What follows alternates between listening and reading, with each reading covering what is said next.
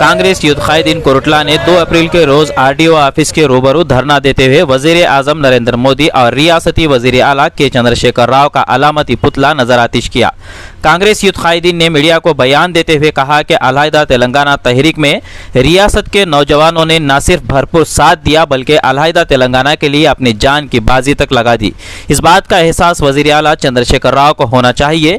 केसीआर ने हर घर से एक मुलाजिमत देने, नौजवानों को रोजगार से मरबूत करने और रियासत को तरक्की की राहों पर गामजन करने का वादा किया था। पता नहीं वो इस वादे को कब पूरा करेंगे। बेरोजगारी से नौजवान खुदकशी करने पर मजबूर है। उन्होंने कहा कि सुनील नायक की खुदकशी के जिम्मेदार वजीर आजम और वजीर आला हैं। सुनील नायक की मौत को खुदकशी नहीं बल्कि उसे कत्ल समझा जाएगा। रियासत और मुल्क के दोनों सरबराहान को चाहिए कि वो नौजवानों के लिए मुस्तकिल रोजगार के मौके फराहम करें। कोरटला से अब्दुल मुसव्विर की रिपोर्ट।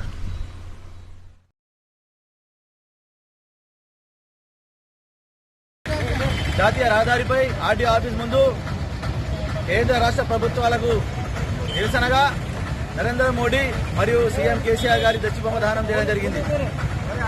దేశంలో మరియు అదేవిధంగా రాష్ట్రంలో నిరుద్యోగులకు నాడు ఎన్నికల్లో నరేంద్ర మోడీ సంవత్సరానికి 2 కోట్ల ఉద్యోగాలు ఇస్తానని మాట ఇవ్వడం జరిగింది। అదేవిధంగా ఉద్యమ సమయంలో మన రాష్ట్రం మనకు వస్తే మనకు ఇంటింటికి ఉద్యోగం ఇస్తామని నమ్మించి ఈ రోజు గద్దెనికి 7 సంవత్సరాలు గడుస్తున్నది। కానీ ఏ ఒక్కరికి కూడా ఉద్యోగం వచ్చిన దాఖలాలు లేవు।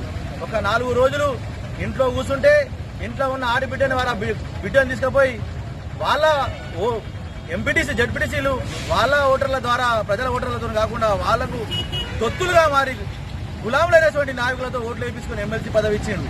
కానీ ఈ రోజు రాష్ట్రంలో మీకు అందరికీ తెలుసు సునీల్ నాయక్ అనే వ్యక్తి ఎంత దారుణమైన పరిస్థితి।